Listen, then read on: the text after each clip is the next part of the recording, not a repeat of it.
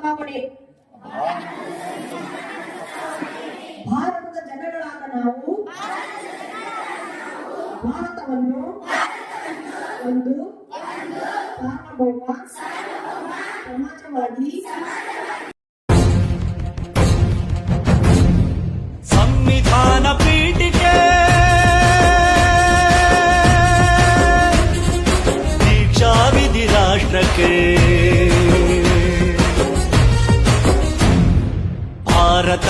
ಭಾರತದ ಪ್ರಜೆಗಳಾದ ನಾವು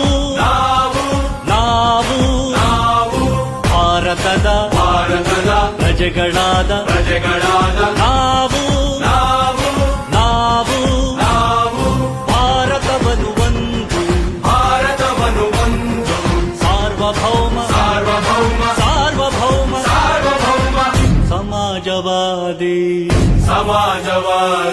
ಭಾರತವನ್ನು ಒಂದು ಜಾತ್ಯತೀತ ನಾವು ನ್ಯಾಯಯುತವಾಗಿ ಇರುತ್ತೇವೆ. ಇದರ ಅರ್ಥ ನ್ಯಾಯಾಲಯದಲ್ಲಿ ಪಡೆಯುವಂತಹದ್ದಲ್ಲ, ಬದಲಿಗೆ ಯಾರು ಯಾವುದೇ ರೀತಿಯ ತಾರತಮ್ಯ ಅಥವಾ ಅನ್ಯಾಯಕ್ಕೆ ಒಳಗಾಗದೆ ಇರುವಂತಹ ಸಮಾಜವನ್ನು ರೂಪಿಸುವುದು ಮತ್ತು ಅಂತಹ ಸಮಾಜಗಳು ಇಲ್ಲಿಂದಲೇ ನಿರ್ಮಿಸಲ್ಪಟ್ಟಿವೆ. ನಮ್ಮೆಲ್ಲರಿಂದ ಸಮಾಜದಲ್ಲಿನ ಸಮಾನತೆ ಆರ್ಥಿಕ. ಇದರ ಅರ್ಥ ಪ್ರತಿಯೊಬ್ಬರಿಗೂ ಕೆಲಸ ಮಾಡುವ ಅವಕಾಶ ಮತ್ತು ಹಕ್ಕು ಇದೆ.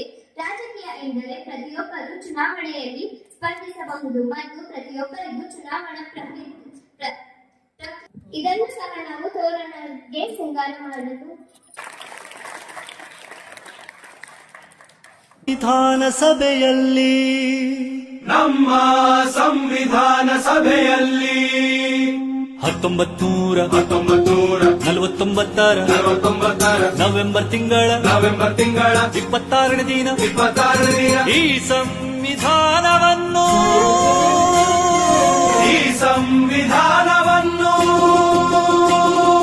ನಮಗೆ ನಾವೇ ಅರ್ಪಿಸಿಕೊಂಡು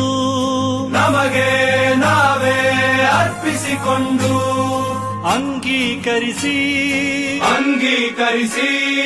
ಶಾಸನವಾಗಿ ವಿಧಿಸಿಕೊಂಡಿದ್ದೇವೆ.